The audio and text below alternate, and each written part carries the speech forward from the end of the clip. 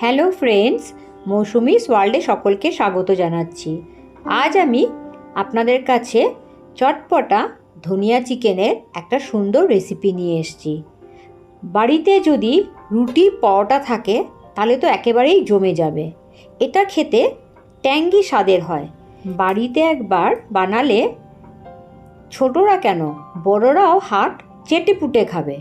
তাই দেরি না করে ঝটপট করে ফেলুন এই চটপটা ধনিয়া চিকেন। তো কী কী ইনগ্রেডিয়েন্টস লাগছে চলুন দেখে নিই। 1 কিলো চিকেনকে ভালো করে হলুদ, নুন আর লেবু দিয়ে 15 মিনিটের জন্য ম্যারিনেট করে রাখলাম। 2টো পেঁয়াজ দিলাম ছোটো বড়, 14-15টার মতন কাঁচা লঙ্কা, লেবু নিলাম 1.5টা, গার্নিশের জন্য কিছু ধনেপাতা, আর এই ধনেপাতাটা আমি মিক্সিতে গ্রাইন্ড করে নেব। আর নিলাম টমেটো বড় বড় 3টে সাইজের, আর 2টো রসুন বড়।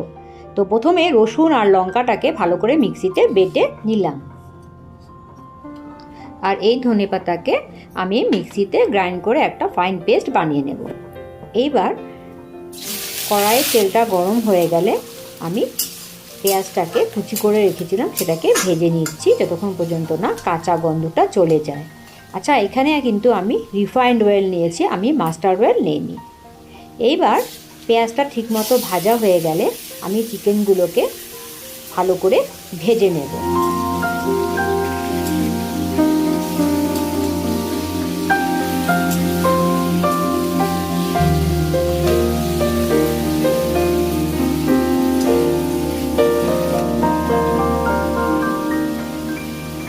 কিছুক্ষণ ভাজার পরে দেখব যে জলটা অনেকটাই শুকিয়ে গেছে, যেটা চিকেনতে ভাজার সময় বেরিয়েছিল।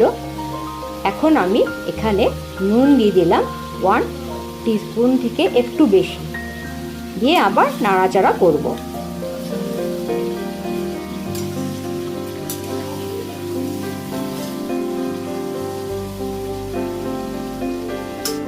এখন আমি কাঁচা লঙ্কা আর রসুন যে বেটে রেখেছিলাম সেটা আমি দিয়ে ভালো করে নাড়ব। এখানে রঙটা সবুজ হওয়ার কারণ আমি 15 থেকে 16টা মতন কাঁচা লঙ্কা নিয়েছিলাম, সেই জন্যই রঙটা সবুজ এসছে। তো এইভাবেই নাড়তে থাকবো যতক্ষণ পর্যন্ত না জলটা শুকিয়ে যায়। এবার তেলটা বেরিয়ে এসছে, রসুনের কাঁচা গন্ধটাও বেরিয়ে গেছে। এবার আমি টমেটো দেব। এভাবে স্টেপ বাই স্টেপ করলে কি হয়, একটা কাঁচা যে গন্ধটা থাকে সেটা পুরোপুরি চলে যায়। একটু ধৈর্য সহকারে করতে হয় এটা, আদারওয়াইজ এটা খুব ভালো লাগে খেতে। তো এইভাবে আমি টমেটোটা দিয়েও আবার ঠিক একই রকম করে তেলটা বার করে নেব, যাতে টমেটোরও একটা কাঁচা গন্ধ থাকে সেটা যেন না থাকে। আর এটা যত কষাবো তত স্বাদটা ভালো বেরিয়ে আসবে। তো এবার আমি ধনেপাতা বাটাটা দিয়ে নাড়তে থাকবো।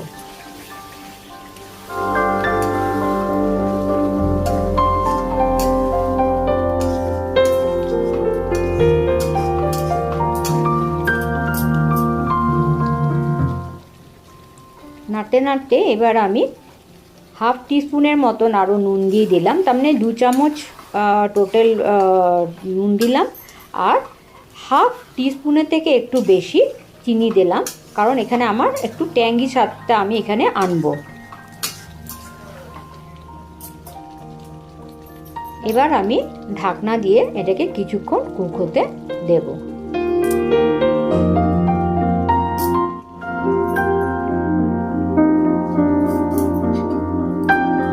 দশ মিনিট কুক করার পর তেলটা ভালো করে বেরিয়ে এসছে এবং ধনেপাতাটাও ভালো করে কুক হয়ে গেছে।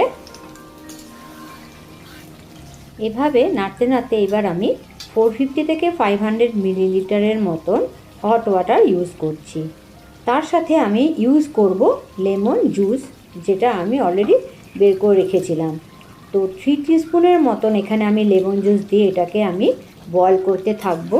এতে কি হবে, লেমনের অ্যাসিডিটিটা যেটা আছে সেটা চিকেনকে টেন্ডার করতে সাহায্য করবে, আরও বেশি জুসি করবে এবং ভেতরে চিকেনের ভেতরে একটা ট্যাঙ্গি ভাব নিয়ে আসবে। আর চিকেনটা ভেতর থেকে খুব জুসি হয় এবং একটা সত্যি একটা ফ্রেশ ট্যাঙ্গি ফ্লেভার চলে আসবে।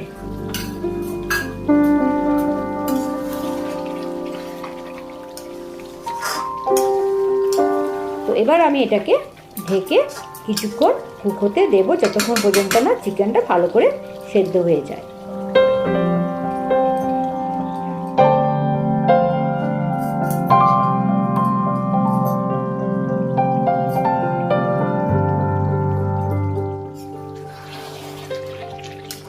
সুন্দর কালার এসছে। এবার আমি এটাকে নাড়িয়ে একটু শুকিয়ে নেব, কারণ রুটি বা পরোটার সাথে একটু ড্রাই ভালো লাগে।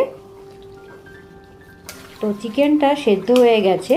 এবার আমি 2 টিস্পুনের মতন লেমন জুস দিয়ে ভালো করে একটু নাড়িয়ে নিব।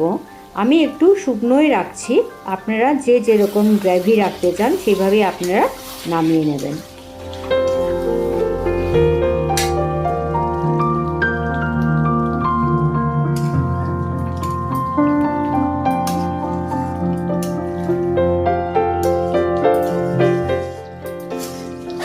ঠিক নামাবার আগে কুচো করে কেটে রাখা ধনেপাতা ওপর থেকে ছড়িয়ে দিয়ে আর একটু নাড়িয়ে নেব, যাতে ধনেপাতার একটা সুন্দর গন্ধ আর লেমন জুসের একটা গন্ধ এই ধনিয়া চিকেনকে আরও বেশি ফ্লেভারফুল করে তোলে।